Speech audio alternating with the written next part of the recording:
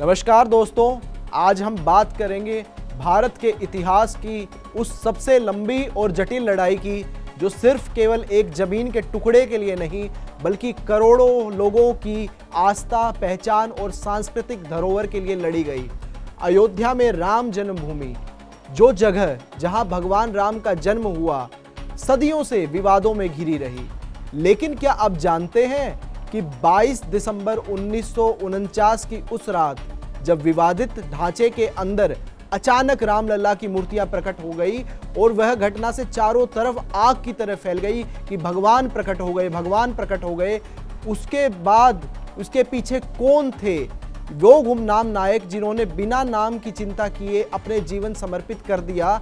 इस वीडियो में हम स्टेप बाय स्टेप पूरी कहानी समझेंगे, ऐतिहासिक तथ्यों, अदालती फैसलों और उन अनसुने बलिदानों के साथ। चलिए शुरू करते हैं। राम मंदिर विवाद की शुरुआत साल 1528 से मानी जाती है। उस समय भारत में मुगल शासक बाबर का शासन स्थापित हो चुका था। इतिहासकारों के अनुसार बाबर के सेनापति मीर बाकी ने बाबर के आदेश पर अयोध्या में स्थित भगवान श्री राम के प्राचीन मंदिर को तुड़वा दिया। मंदिर को तोड़कर उसी स्थान पर एक नया ढांचा बनवाया गया जिसे आगे चलकर बाबरी ढांचा कहा गया। हिंदू समाज का विश्वास रहा है कि यही स्थान भगवान श्री राम का जन्म स्थान है। कई वर्षों तक यह विवाद दबा रहा। फिर 1838 में ब्रिटिश शासन के दौरान अयोध्या में पहली बार आधिकारिक सर्वे किया गया। इस सर्वे को ब्रिटिश अधिकारी मोंटगोमरी मार्टिन ने किया। उन्होंने अपनी रिपोर्ट में कहा कि बाबरी ढांचे में लगे कई खंबे और संरचनाएं किसी पुराने मंदिर, हिंदू मंदिर से ली गई लगती हैं। इस रिपोर्ट के बाद अयोध्या में माहौल गर्मा गया और हिंदू समुदाय ने दावा किया कि बाबरी ढांचे की जगह पहले राम मंदिर था। साल 1853 में अयोध्या में पहली बार हिंदू और मुस्लिम समुदाय के बीच दंगे हुए। विवाद बढ़ने पर मुस्लिम पक्ष ने जिला मजिस्ट्रेट के पास शिकायत दर्ज करवाई। स्थिति को शांत करने के लिए 1859 में प्रशासन ने बाबरी ढांचे के अंदर एक दीवार बना दी। इसके बाद मुसलमानों को ढांचे के अंदर नमाज पढ़ने की अनुमति मिली और हिंदुओं को बाहर पूजा करने की अनुमति दी गई। सन 1885 में राम मंदिर विवाद पहली बार अदालत पहुंचा। निर्मोही अखाड़ा के महंत रघुवर दास ने फैजाबाद की अदालत में याचिका दायर की। उन्होंने बाबरी ढांचे के पास राम मंदिर बनाने की अनुमति मांगी, लेकिन 1886 में अदालत ने यह याचिका खारिज कर दी। हालांकि इससे हिंदू समाज निराश हुआ, लेकिन संघर्ष यहीं नहीं रुका। सन 1947 में भारत आजाद हुआ। आजादी के बाद राम मंदिर आंदोलन ने फिर से जोर पकड़ लिया। साधु संतों और हिंदू संगठनों ने इस मुद्दे को सक्रिय रूप से उठाना शुरू किया। दिसंबर 1949 में अयोध्या में 9 दिनों का रामचरितमानस पाठ आयोजित किया गया, जिससे माहौल और धार्मिक हो गया। बात 23 दिसंबर 1949 की रात की है। बाबरी ढांचे के अंदर भगवान श्री राम की मूर्तियां प्रकट हुई। इसके बाद बड़ी संख्या में लोगों ने वहां पूजा करने पहुंचने लगे। मुस्लिम पक्ष ने आरोप लगाया कि हिंदुओं ने जबरन मूर्ति रखी है। स्थिति बिगड़ने पर प्रशासन ने उस स्थान को विवादित घोषित कर दिया और वहां ताला लगा दिया। इस पूरे प्रकरण में परमहंस रामचंद्र दास की प्रमुख भूमिका रही। उन्होंने 16 जनवरी 1950 को सिविल जज की अदालत में हिंदू पक्ष की ओर से मुकदमा दायर कर जन्मभूमि पर स्थापित भगवान राम और अन्य मूर्तियों को न हटाए जाने और पूजा की इजाजत देने की मांग की। गोरखपीठ के ब्रह्मलीन महंत दिग्विजय नाथ ने साल 1934 से 1949 तक एक लंबी लड़ाई लड़ी। वर्ष 1949 में विवादित जगह में जब रामलला प्रकट हुए तो मालूम पड़ा कि बाबा अभिराम दास के साथ महंत दिग्विजयनाथ ने रामलला की मूर्ति को वहां तक पहुंचाया था। महंत दिग्विजयनाथ के ब्रह्मलीन होने के बाद महंत अवैधनाथ ने राम मंदिर आंदोलन की कमान संभाली और फिर राम जन्मभूमि मुक्त यज्ञ समिति बनाई। इसकी पहली यात्रा महंत अवैधनाथ की अगुवाई में बिहार के सीतामढ़ी से अयोध्या तक निकाली गई। महंत अवैधनाथ के अगुवाई में ही 1984 में राम जन्मभूमि न्यास का गठन हुआ था। महंत अवैधनाथ न्यास के पहले अध्यक्ष चुने गए। सन 1950 में फैजाबाद सिविल कोर्ट में 2 केस फाइल किए गए, जिसमें रामलला की पूजा करने और मूर्ति को उसी जगह पर रखने की इजाजत मांगी गई थी। कोर्ट ने मूर्ति हटाने से मना कर दिया, लेकिन रेगुलर पूजा पर रोक लगा दी। इस फैसले के बाद राम मंदिर आंदोलन को नई दिशा मिली। सन 1959 में निर्मोही अखाड़ा ने विवादित स्थल पर कब्जे के लिए मुकदमा दायर किया। अखाड़े ने राम चबूतरा सहित पूरी 2.77 एकड़ जमीन पर अधिकार मांगा। सन 1961 में सुन्नी वक्फ बोर्ड ने भी अदालत में केस दायर किया और दावा किया कि वहां बाबरी ढांचा पहले भी था और अब भी है। इसके बाद यह मामला करीब 20-25 साल तक अदालतों में चलता रहा। सन 1985 को कर्नाटका के उडुपी में हुई दूसरी धर्म संसद में राम जन्मभूमि न्यास के अध्यक्ष महंत परमहंस रामचंद्र दास जी ने ऐलान किया था कि 8 मार्च 1986 को महाशिवरात्रि तक जन्मभूमि पर लगा ताला अगर नहीं खोला गया तो ताला खोलो आंदोलन को हम ताला तोड़ो आंदोलन में बदल देंगे। उनके तेज तेवर के चलते 1 फरवरी 1986 को ताला खोल दिया गया। इस आंदोलन को एक नया रूप देने के लिए मुजफ्फरनगर की भूमि ने अपना पूरा समर्थन दिया। 1983 में मुजफ्फरनगर सम्मेलन और ग्रास रूट मोबिलाइजेशन को शुरू किया गया। श्री राम मंदिर आंदोलन भले ही 90 के दशक में चरम पर पहुंचा हो, लेकिन इसकी नींव पहले ही रख दी गई थी।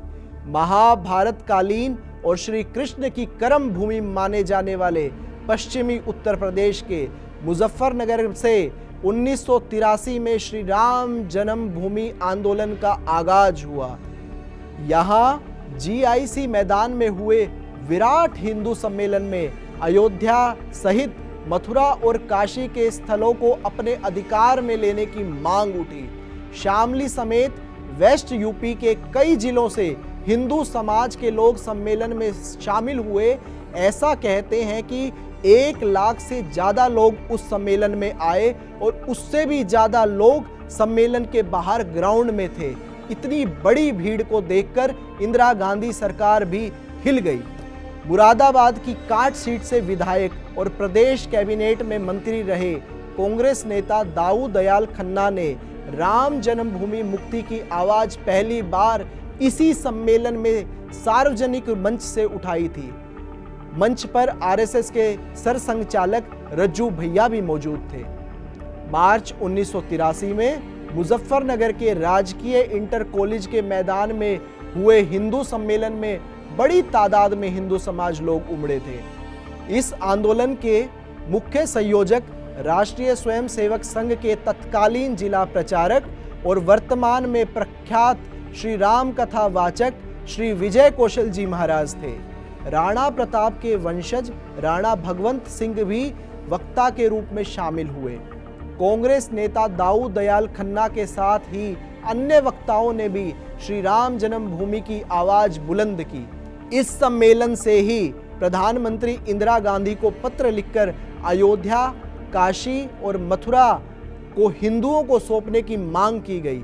इसके बाद देश भर में हिंदू सम्मेलन हुए और अप्रैल 1984 को दिल्ली की धर्म संसद में राम जन्मभूमि के द्वार का ताला खुलने को जन जागरण यात्राएं शुरू करने का प्रस्ताव पारित किया गया। हिंदू सम्मेलन को लेकर लोगों में जबरदस्त उत्साह था। साधनों की कमी के बावजूद सम्मेलन में भारी भीड़ जुटी थी। राम रतन लाल सिंगल बताते हैं कि शामली क्षेत्र में बड़ी संख्या में राम भक्तों ने इस आंदोलन में हिस्सेदारी की थी। संयोजक मंडल में शामिल लोगों ने बहुत कम समय में कार्यक्रम की तैयारियां की थी। लोग खुद एक दूसरे से प्रचार कर रहे थे और सम्मेलन में पहुंचने का आह्वान कर रहे थे। लोगों के खाने के लिए घर घर से भोजन के पैकेट दिए गए। लोगों में इतना उत्साह था कि कोई राम, लक्ष्मण, हनुमान का वेश धर कर गया था तो कोई ट्रैक्टर और ट्रैली पर रामलीला का मंचन करता हुआ जा रहा था। महिलाओं की भी इस आंदोलन में जोरदार भागीदारी थी। देश में राम मंदिर आंदोलन की शुरुआत के साथ ही शामली क्षेत्र में भी इसका आगाज हो गया था। ऐसा बताते हैं कि उस समय मुजफ्फरनगर में आरएसएस के प्रचारक रहे पूज्य श्री विजय कौशल जी महाराज ने गंगा जल यात्रा भी निकाली थी। गांव-गांव में मंदिर आंदोलन को लेकर बहुत जोरदार माहौल था।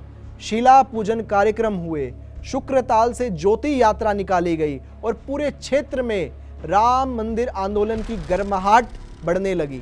उन्हीं दिनों हनुमान धाम पर विहिप अध्यक्ष अशोक सिंघल की सभा हुई। वे लोगों से संपर्क करते, पत्रक बांटते, सुबह दुकान खोलने से पहले भी इसी काम पर लगे रहते थे। फिर बात आती है 1990 के दशक की, जब यह आंदोलन अपने चरम शिखर पर था। बात है 14 अगस्त 1989 को इलाहाबाद हाई कोर्ट ने विवादित स्थल पर यथास्थिति बनाए रखने का आदेश दिया। इससे राम जन्मभूमि पक्ष को बड़ी राहत मिली और आंदोलन और तेज हो गया। 30 अक्टूबर 1990 को देश भर से हजारों कार सेवक अयोध्या पहुंचे। उस दिन अयोध्या में कर्फ्यू लग गया, लेकिन फिर भी भारी भीड़ जमा हो गई। कार सेवक बाबरी ढांचे पर चढ़ गए और भगवा झंडा फहरा दिए। इसके बाद तत्कालीन मुख्यमंत्री मुलायम सिंह यादव के आदेश पर पुलिस ने निहत्थे कार सेवकों पर गोली चला दी। 2 नवंबर 1990 को भी ऐसी ही घटना हुई जिसमें कई राम भक्त मारे गए। इसमें कोठारी बंधु भी शामिल थे।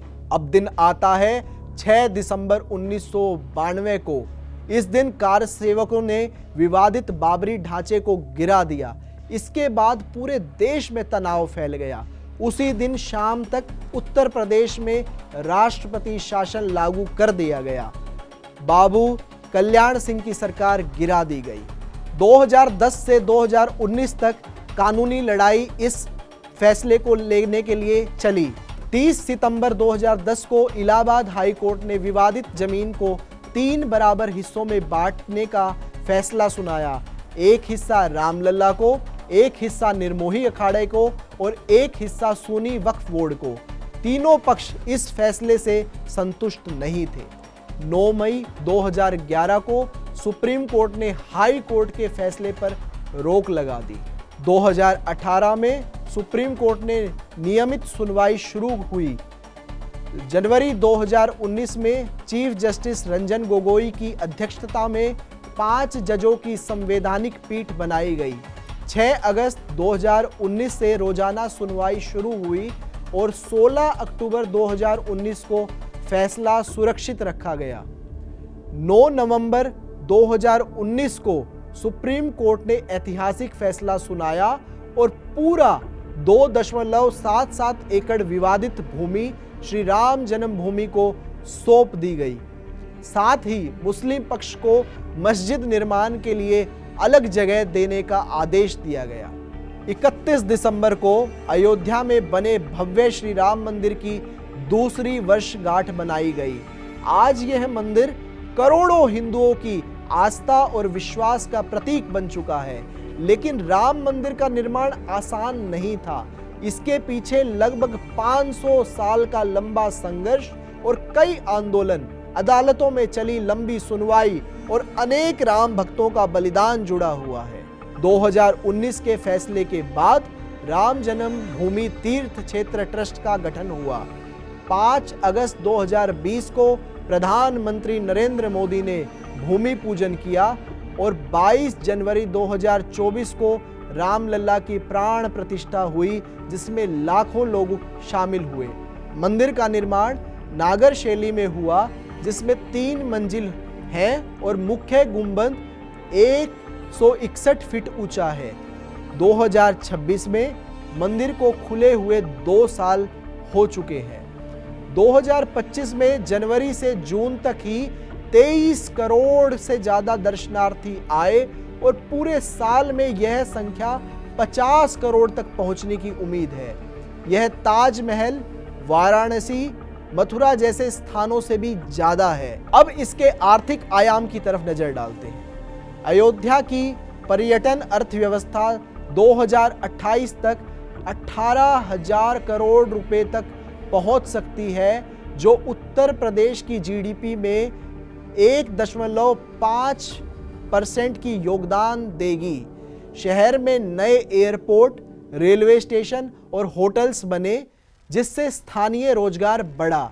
2025 में दीपोत्सव में 25 लाख दिए जलाए गए, जो कि एक गिनीज रिकॉर्ड था।